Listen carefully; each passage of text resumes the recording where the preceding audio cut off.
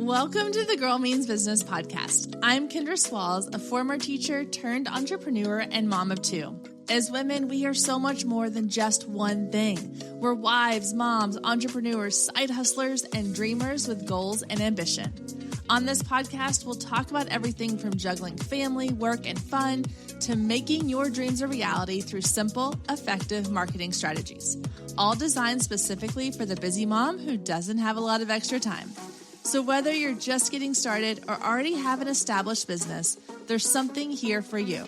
If you're ready to take on the challenge of becoming your own boss and making your dreams a reality, then let's get started because this girl means business. Welcome back, everyone, to another episode of the Business Besties. These episodes are one of my favorite episodes to do every month with my business bestie, Kendra Swalls, because even though she is in a different state 99% of the year, we've been able to try and meet up pretty regularly this past year to do our podcasts together in person. So we are recording together once again. I'm Katie Brinkley, and these episodes are designed to kind of help navigate the world of entrepreneurship, business, mindset, and some of our favorite social media marketing tips for you to help level your business up and take it to that next step. Kendra, we've been, in our last episode, we did a deep dive into the Instagram bio, and we were planning on talking about just how to optimize your bio, but there was some basics that we needed to cover before we even went into those 150 characters of the Instagram bio. So let's just do a quick recap of what we talked about in the last episode. Absolutely. Yeah. Okay. So talking about the bio in the last episode, we talked about your Instagram handle and how to decide whether you should have your handle be your business name, your personal name, kind of what your goals are with your account and how that affects what you decide to do as your Instagram handle. And then we talked about that title, that name line, that bolded line at the top of your bio and how to optimize that for SEO because your Instagram handle and that named line, that title line are searchable inside of Instagram. So you want to be using keywords that people are going to be looking for so that they find you when they're searching for those things on Instagram. And then the last thing we talked about was your profile photo and the fact that people want to connect with the person and the face behind a brand. So hiding behind a logo or having, a really generic image, a stock image, or an image that's, landscape really far away, not showing off who you are as the brand is not helping your audience to connect with you. They want to have a face to go with the brand. So those were kind of the three things we talked about that are sort of the top part. If you're looking at Instagram bio and you're dividing it into two parts, you got the top part and then the part we're going to talk about today, which is those characters, that 100, what did you say, 50 or 80? I always forget what the exact number 150 is. characters in the bio and 80 in the name field. And Kendra, as a former photographer, there's no secret for those who are regular listeners of the podcast. You are not camera shy at all, girl. You have some of the best reels out there. Yours truly, it does take a little bit of courage to step in front of the camera, but that's when everything for my business changed, was when I started stepping in front of the camera and producing more content, putting my face out there. I just want to talk about the picture a little bit before we dive into those 150 characters here, because a lot of people who listen to the last episode might be saying like, okay, well, that's fine for you, but I don't have professional headshots. I don't even know how to record reels. I don't even know really how to get all these pictures that you're talking about to put into my feed. Stock imagery is all that I can get my hands on right now. And as somebody that's a former photographer, Kendra, I would just love to know what some tips are for you, for them from you as they maybe make those steps into putting their face out there in the social media world a little bit more. Yeah. So, okay, a couple of things here, and I could go on for this forever. So I'll keep it as brief as possible. But I would say starting off is baby steps. So we're not asking you to go from 100% stock photography and a logo as your profile photo to every post and everything is your face. That's a lot. That's, dumping into the deep end. I'm asking you to take like one step into the water and then slowly ease in. And I did this with my Instagram account. And actually, if you scroll all the way back, which I did recently, it's a little ways back, but you will see a shift, a very clear shift from one style to the next. But what you'll notice is I didn't go in and like, again, post everything with me in it. It was, I changed my profile photo.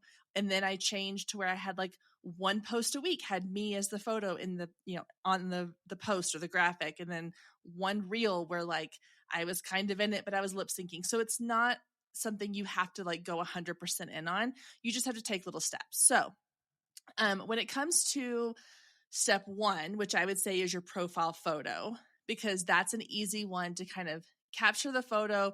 It's static. You're not having to record yourself on video. You're not having to get a bunch of different photos for all these different content pieces. It's one headshot image. And I will say there is something to be said about hiring a photographer for your headshot. You can typically find headshot branding specific photographers that are not super expensive. But if that is still not something in your budget, or you're like, I don't have time to schedule a photo shoot and have headshots done, I will say a quick tip too is if you are getting family photos done for the holidays, ask your photographer, hey, will you snap a quick headshot of me? I promise you they will always agree to do that. But if you're wanting to do this on your own, you can do this really easily. Our phones are so well equipped these days to take incredible photos. I mean, sometimes better than the ones that even like new professional photographers will take. Get your phone, set it up on a tripod or set it on a ledge. You want to make sure that the main thing is lighting. You want to make sure you have good lighting, because the worst thing you can do is have a photo, one, that's been taken with like a flash on your phone. That's not great lighting. Or two, it's dark lighting or lighting where like you're standing with a big window behind you and like all the lights coming behind you and it looks like you have a halo around you and your face is really dark. So find a place in your house or go onto a patio where the light is coming in and hitting you. Even if this means you're just taking a selfie. And I'm not a huge fan of like put a bunch of filters on, but if it helps you feel more comfortable to put one photo out as your profile photo, if you want to slap a really light filter on top of it, go ahead and do that. That's totally fine. As long as it's not one of those ones that like makes you look like a completely different person. But set your phone up on a tripod, use it as like a selfie or put it on a ledge somewhere, set a little timer, and just take a couple photos at different angles. I always say for women, the best angle is just slightly above your eye line. And so you're kind of looking up as opposed to looking straight on or down. And then again, just the lighting needs to be really good. You need the light coming onto your face, and you want that profile photo to be you looking into the camera. There is research that's been done that says that people connect better with a photo where it looks like they're looking you in the eyes. So I see a lot of times where people will be like, well, I don't like the way I look in photos, so I'm going to do one where I'm like looking off and laughing. And that's fine if that's what you feel the most comfortable with starting off, but people are going to connect with your photo even more if they can make eye contact with you in the image.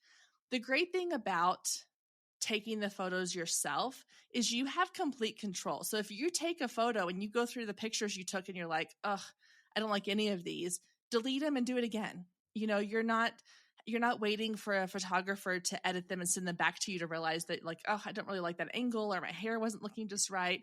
Like you're in complete control. So just practice until you find lighting, angles, and kind of the overall aesthetic that you really want. And then, crop it in close up and put it as your profile photo. So again, just baby steps. Get used to being in front of the camera, get used to seeing yourself in front of the camera, like in photos. That's one of the biggest things a lot of women have trouble with is it's not necessarily the taking of the photo.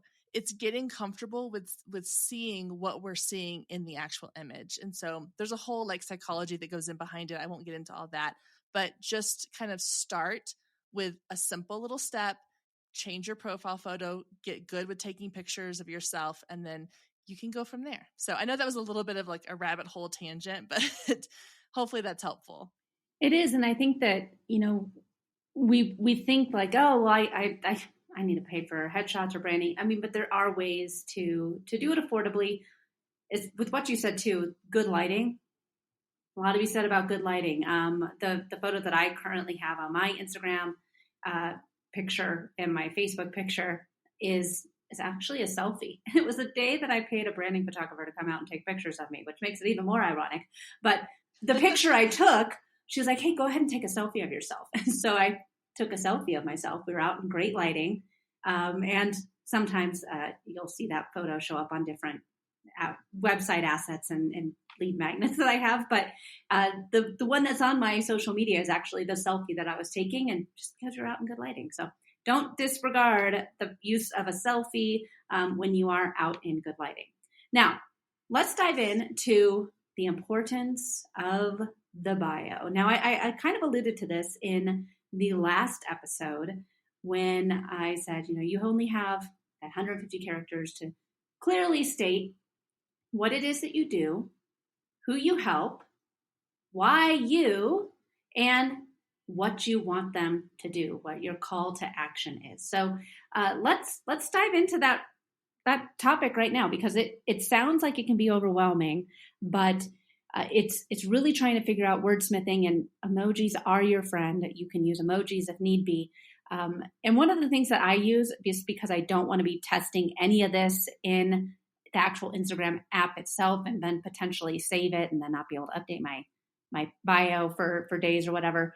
I use just charactercounttool.com, and I wordsmith my bio right in there, and it tells you how many characters you are using for whatever it is that you're writing, and then you can just copy and paste it on over. So with that said, Kendra, let's talk a little bit about that what it is I do statement, because it can be hard. I think that a lot of people are like, oh, well, how do I differentiate myself from all the other people out there that are doing what I do? I'm not special, but really there is something about you that will help you either stand out as that industry leader, that thought leader, that go-to person for that industry, or something about you that is your unique identifier. So if you're a realtor, let's just say you've been selling homes. Let's say you've been a real estate agent for 20 years, but you might have lived in San Antonio and Seattle, and you just recently,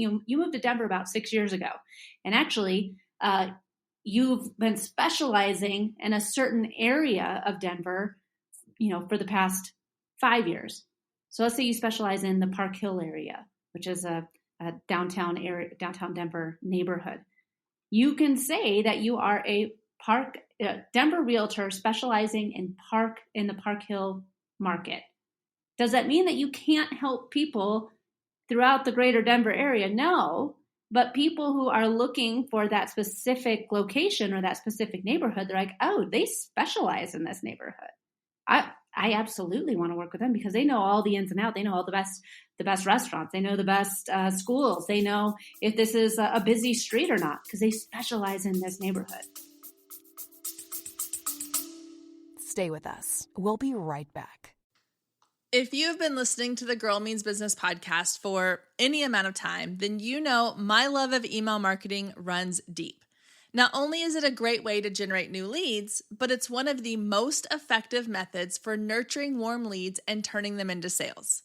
Now, over the years, I've tested several email platforms, and my favorite by far is Flowdesk.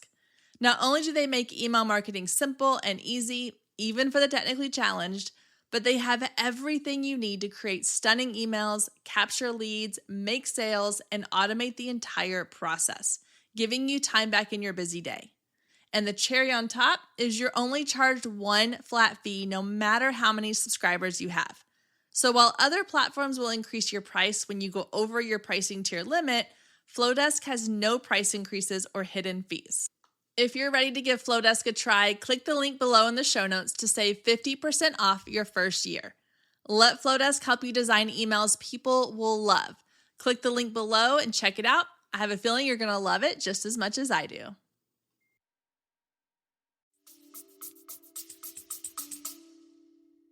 Well, yeah, and I like to think about it too. And this happened a lot with me in photography because I would have photographers all the time that were like, well, I don't want to just say that like I only photograph families because what if someone wants to have headshots done, or what if somebody wants me to photograph like an event or, some specialty thing. I don't want to feel like I can't. And that's the thing is like, it's not that you're saying that you can't do those things. It's just saying like, this is what I am really good at. This is what I know the most about. This is my specialty. And you think about that, like if you, I always use like this example with doctors. If I were to go and like have something happen to like earache, like I have a really terrible earache, and I'm probably not going to, I mean, like my general doctor might be able to help me some, but I want to go to a specialist, someone who's going to be able to specifically understand the inner workings of the ear to help me feel better. I'm not just going to go Google doctors in my area. I'm going to Google somebody who specializes in helping me get rid of my ear pain. The same thing goes with your industry or the niche that you've picked. Is you want to be able to say like, this is what I'm really good at. This is what I love doing. Or these are the people I want to really work with. The idea of the real estate agent. I have a friend in my area who is a real estate agent, and she and her husband are a team, and they specialize in helping first-time home buyers navigate the waters of buying their first home. It doesn't mean that they don't have people coming to them that are, seasoned home buyers that are relocating for work or whatever, but their specialty is they really have kind of cornered the market when it comes to, we know how to help first-time home buyers navigate the things that they don't know. We know how to share information in a certain way. We know how to show them certain, aspects of home buying process. And that is going to help set you apart, because if there is somebody who's like, I've never bought a home before, and they go on Instagram and they type in realtors in their area, and you pop up and it says, I help first-time home buyers navigate the chaos of buying your first home, I'm going to be like, yes, that's who I want on my side, as opposed to realtor Susie, who is just all she has on there is I help people buy homes. Like, having that niche statement in your bio is what's going to help people go, this is my person. Like, these are my people. And so I always like to say, if you're starting off with like redoing your bio, or you are not sure where to start with like creating this, is I want you to create an like, I help blank to do blank by blank. So it's like a Mad Libs. You're going to fill it in. So like, who are you helping? So I help first time home buyers with what? I help first time home buyers with navigate the process of buying their first home. And how do I do that? By simplifying the process. Or, you can refine this. This is where, like you said, like, don't go typing this into your Instagram bio right away. Put it in a Word doc, put it in a notes file, put it somewhere where you can kind of like play around with it and figure out what sounds best and what fits. But if someone's coming to your bio and they see that first little sentence that says, what it is that you do and who you serve, they're going to immediately know this is someone for me. Or they may be like, meh, not really for me. Like, I'm not in that type of bracket or whatever, and that's totally fine. It's okay if your bio statement turns people off. You want that to happen. And I think that too, Kendra, it's how, when those new people, if you've just posted a reel and you're like, oh man, this is great. I got like 6,000 views on this reel. I didn't get any followers. Well, let's take a look at your bio. Was it in alignment with what the reel was about?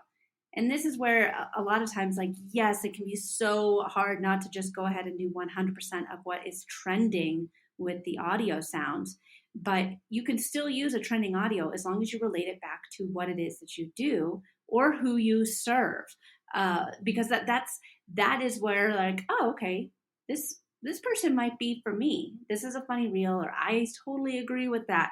I'm gonna go check out their profile. And if your reel is not in alignment with what you say in your Instagram bio, they're not going to understand that they should follow you.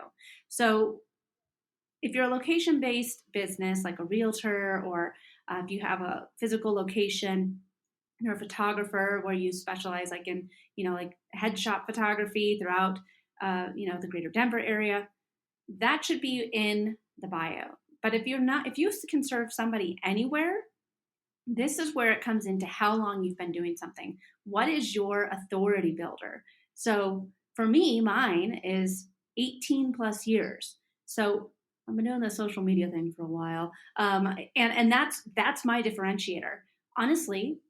Which is crazy because you're only 25. I know I'm only 25, as my daughter said. She is starting to do the math. She's like, "Wait, Mom, if you're 28, how and Daddy's 39, how?" And I'm like, "Oh man."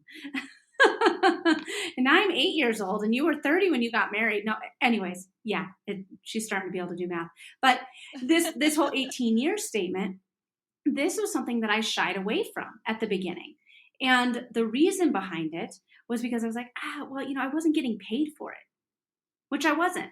I was not being paid to help bands with their social media because at the time, that wasn't a thing. No, nobody was getting paid to do social media at that time unless you worked at MySpace or unless you worked at the Facebook, which is what it used to be called. Nobody was getting paid.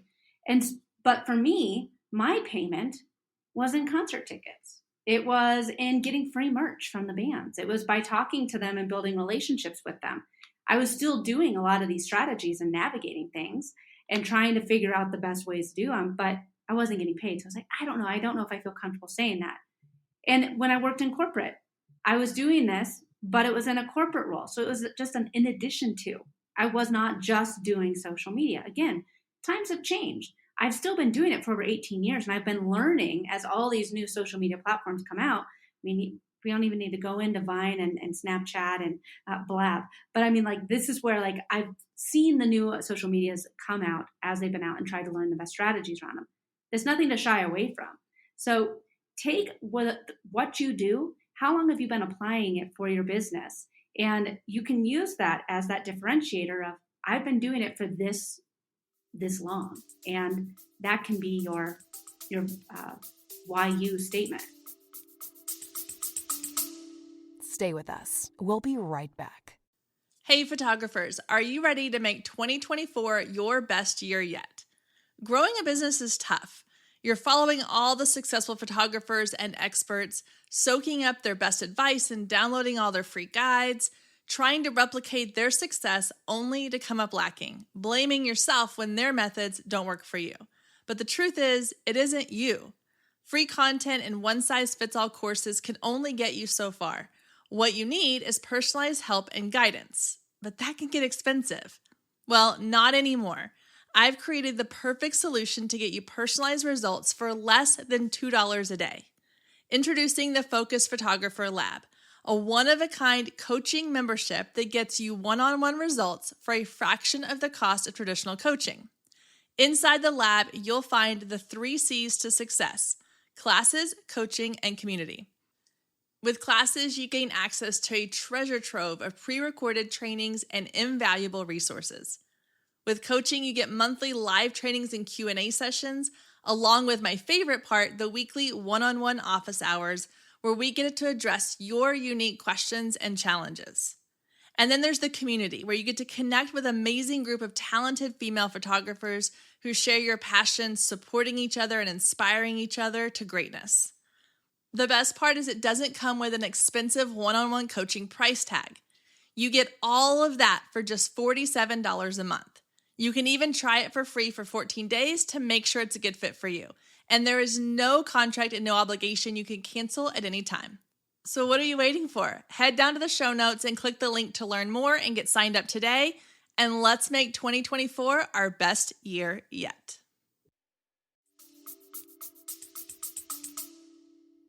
Yeah, and I think if you're someone who's just starting out and you don't feel like you have that experience, you can also look at like what is it that's going to help people to feel confident. Again, it's the know, like, and trust piece. What's going to help them to trust what you are capable of doing. So it can be how long you've been doing something. It could be, do you have certifications in certain things?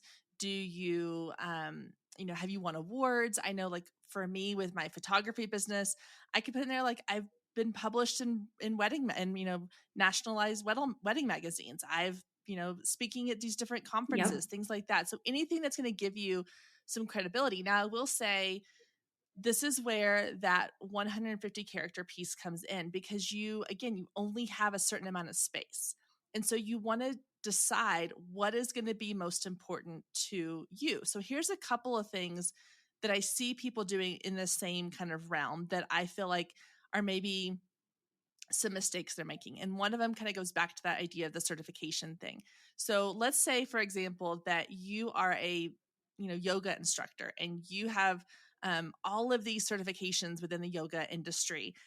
Putting those in your bio is only going to be beneficial if it means something to your audience. Yes. So I see people doing this all the time, and they'll put like MPCDAPLQ certified. Well, I have no clue what that means. Like, and again, I totally made that up just in case anybody's wondering. I was going to say, if it what wasn't about kind of obvious. certification that is?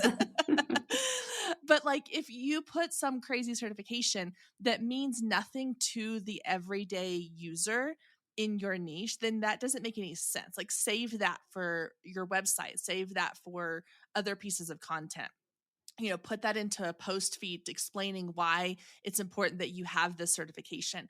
But because that bio is so limited, you want to really make sure that you are prioritizing the things that are going to matter to your audience. Because I'm thinking of a specific example of a client or someone I saw do this, where they were an online kind of fitness person, and they had like online fitness training, and then the next 3 lines were like these lettered certifications that I'm looking at it going, I don't know what this means. And the only people that's going to appeal to or attract to are other industry experts, and that's not who your audience is. That's not who your account is trying to draw in. So just be selective and kind of go, okay, what can I put in this space that I have that is going to make the biggest impact on the audience? Yeah. So you have to think about, like, put yourself in their shoes a little bit. Don't use terminology that doesn't make sense to them. As an industry, like, again, I'll go back to the photography thing. There are words that photographers use that the everyday person isn't necessarily using. Even something as simple as like, now I'm going to draw a blank on but like editing tools, like, maybe you talk about how like you're Adobe certified in something or whatever. Well, that doesn't mean anything to the audience. So just making sure you're choosing the words that are going to make sense to your audience. Yeah. And I think that too, with this, and you're saying all these different words there, or, for like a yoga, someone that's certifications and stuff. If you're a doctor or a dentist, I do think that you do need to have some of your certifications in there.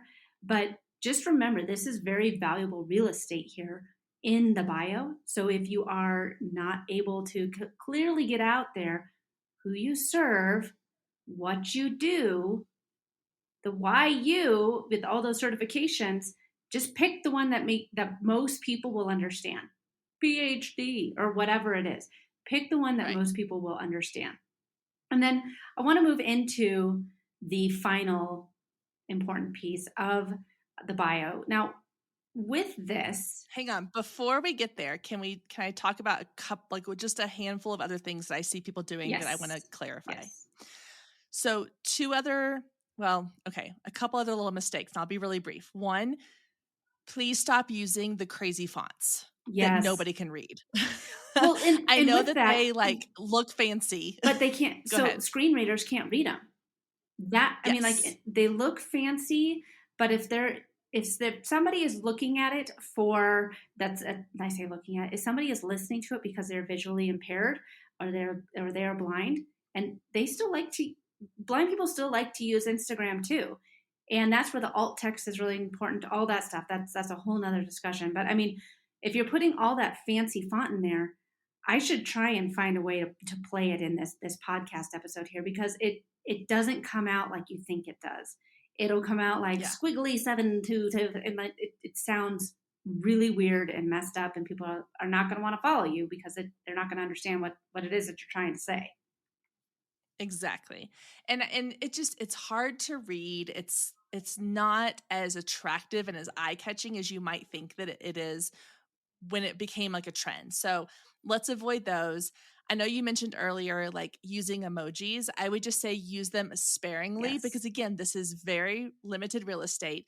And if you're taking up, a third of your characters with emojis, it's a little bit much. So only use them, maybe either as bullet points or to replace a word or two if you need the extra character space. The other thing I will say is you don't want to direct people away from your bio. And I see this Mm-hmm. happening a lot is I will see people either putting a link to, or not a link to, but like they'll mention another account. So let's say that like all of mine's in one, but let's just say that I had an account that was Kendra Swalls and then I had my Girl Means Business account. If I'm trying to get people to follow me as Kendra Swalls, but I put in my bio host of the at Girl Means Business podcast and it links to that other page, they're going to click on that to see what it is before they probably follow my account. And then they go down this rabbit hole and they're not going to go back. So we don't want to drive people away. The same thing with like, I see people putting hashtags in their bio. If someone clicks on that hashtag, it's going to take them to a hashtag hub, and the likelihood of them coming back to your bio to follow you are slim. So, unless it's branded specifically for your business, which is a whole different topic, I would just say avoid using anything that takes people outside of your bio. You want them to read your bio. We'll get to the link in a second, but then you want them to click follow. So anything that distracts them or takes them away from there, I would say let's keep that out of there. So those are kind of my like cautionary things to avoid when it comes to your bio. And last but not least, as far as cautionary things, try to be concise with this statement, because you are allowed up to again 150 characters, but then you also have only 4 lines before the fifth line gets hidden. So if you're doing bullet points of like, you know, Denver area realtor for 15 years and like bulleting these out into lines with your, your statement, your of who you are, what you do, why you. If you're bulleting those out and not putting them into an actual sentence, and they go into 5 lines, that fifth line gets hidden, so it's a waste of space. So try and get it within to 4 lines. And that's where the fourth line should always be your call to action. You need to tell people what it is that you want them to do with that link. That link is super duper important. Now, if you are not a webmaster and you can't make a specific page on your website like Miss Kendra May has, with just your Instagram links, there is a tool called Linktree. Kendra has a whole podcast episode about Linktree versus sending them to a website. But I mean, for those of us that are don't have the capabilities to utilize a website and build our own landing page, a Linktree is great because you can use 3 or 4 links in there telling people other different ways to work with you. Yeah. So again, I'm of the school of like, I do have a page on my website. If you have a website builder, a lot of times they'll have templates now that you just add to your website and it becomes a templated link. The nice thing about using a link on your own website is that now you are getting that website traffic and you are getting that SEO for your website, which is really helpful. But again, if you are not super tech savvy, if that is not something you want to spend your time and energy on, Linktree, there's, I think there's one called Milkshake that's really cool that I've seen people use. There's a ton of options out there. A couple of really quick little kind of thoughts and tips on the link really quick, and then we'll wrap up, is you want to make sure that if you have a link, whether it's on your website or through Linktree or something else, that you're not adding like 20 different links. You want it to be simple. Kind of think of it as like your main go-to. So like your number one lead magnet. Maybe you have a link to a contact form or your podcast or your website, but you want to keep it really simple, because I've seen some of these where I click on it and I have to scroll like 3 times on my phone to see all the links. And I'm like, I don't even know Like a lot of it's like affiliate links for this, or try this thing and get 50% off. And I'm like, no, I just came here for whatever your post was about. Like, I don't need all this other stuff. It's too much. And a confused mind doesn't take action. So you want to make sure the links in that link in your bio are really simple. The other thing I'll touch on here is you want to make sure that the links that you are sending people to are actually working links. Because again, this is all things I've seen happen. And it's very frustrating when I see someone post about something and I'm like, oh, I really want to go check that out. I go to their link tree or the link in their bio and it's not up to date. And so either the thing isn't there at all, it's outdated links that they have, on there, or when I do click on it, it takes me someplace else, or it gives me like an error message. So you just want to make sure, because people are not going to go spend the time to search and find what it is that you've told them about in your post or your reel or wherever. So make it really, really simple, keep the link simplified, and then make sure all of your links are actually linking to the things that you want them to go to.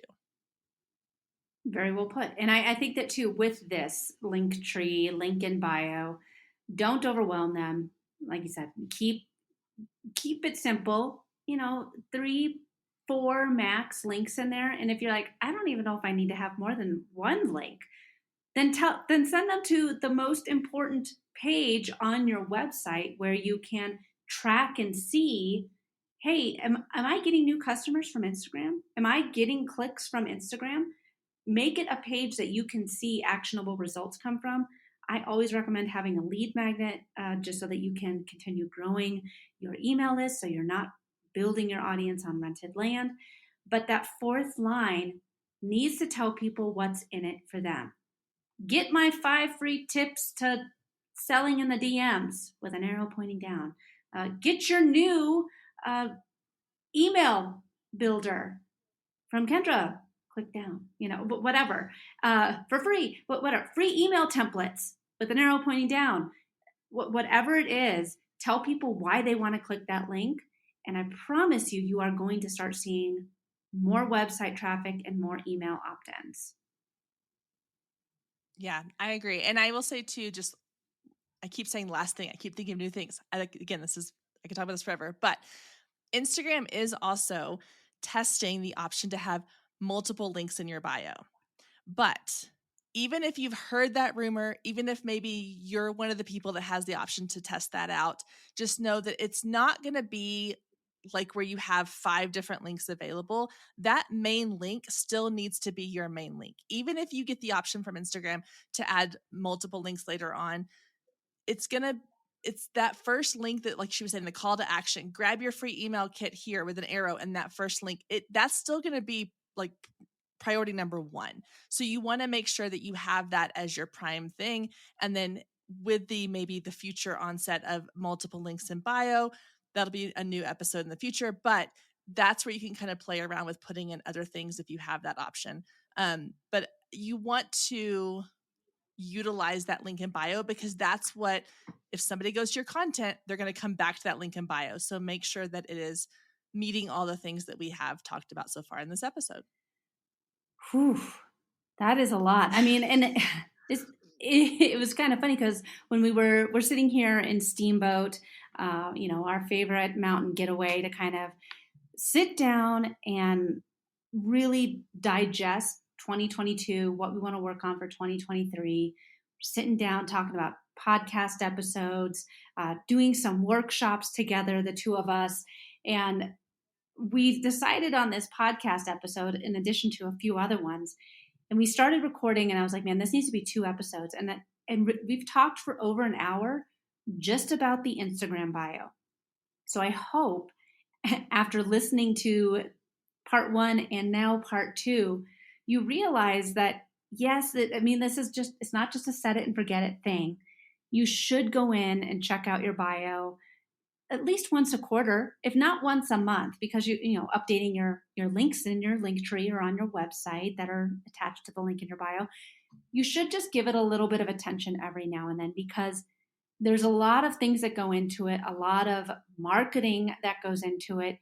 And if you're saying, oh, Instagram just doesn't work for me, let's start over. Let's start at the basics and see what quick adjustment and tweaks can be made that might just be that difference maker on getting more people to click that oh so important follow button. Thank you so much for joining us today. I hope you enjoyed the conversation as much as I did. And as always, you can find any links or resources mentioned in today's show down in the show notes. And if we're not friends outside the podcast yet, then what are you waiting for? Come find me on Instagram at Girl Means Business and send me a DM letting me know what you thought of today's episode or any of the past episodes you've listened to. You can also take a screenshot of today's episode and post it to your stories, tagging at Girl Means Business, and I'll give you a shout out on my page. I love connecting with you and hearing all about your business and can't wait to get to know you more. I hope you have a wonderful week, and I will meet you back here next week, same time, same place.